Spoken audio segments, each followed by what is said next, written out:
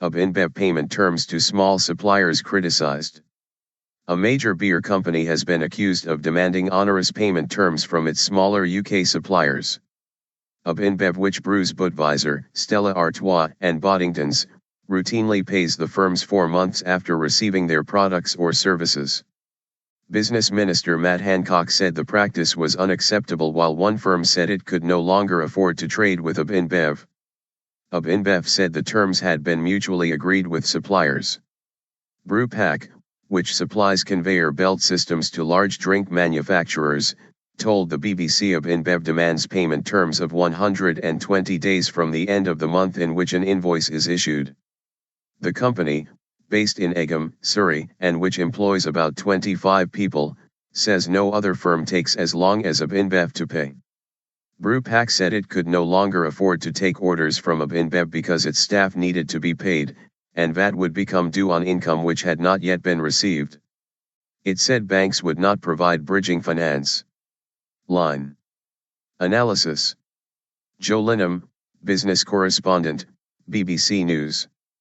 Consumers have plenty of vocal advocates, and large multinationals are regularly squired around the world by the Prime Minister or Chancellor on sales trips, but small and medium-sized firms are often neglected and lacking advocates.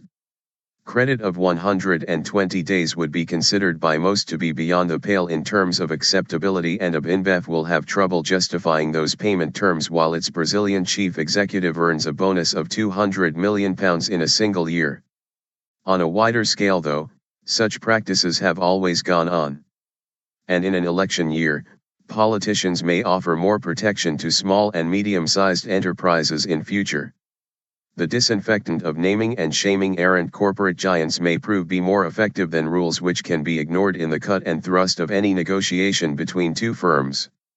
Line formed from the mergers between Anheuser-Busch, Interbrew, and InBev, InBev made a global profit of £11.7 billion, $17.9 bn, last year, and paid a bonus of £200 million to its chief executive Carlos Brito. In a statement, InBev said, payment terms are always set as part of commercial negotiations and established in mutual agreement.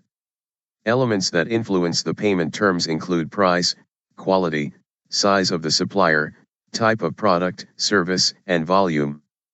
Jump media player help out of media player. Press enter to return or tap to continue. None of the world's big brewers take as long as InBev to pay, reports Joe Linham. The issue of how small firms are treated by their larger customers was highlighted recently when it emerged that Premier Foods had demanded payments just to continue doing business. Premier later said its arrangement had been misunderstood and misinterpreted, but it would simplify its practice. The Federation of Small Business said it wants a mandatory code for larger firms which commits them to displaying their maximum and average payment terms.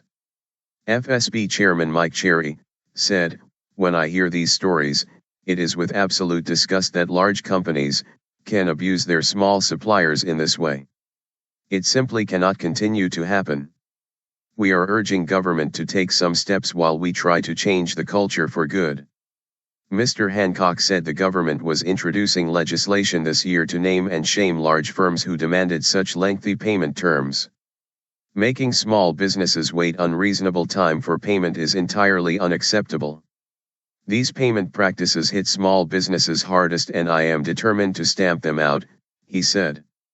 We are already making the whole payment process more transparent so small business can track the payment practices of larger firms and hold them to account.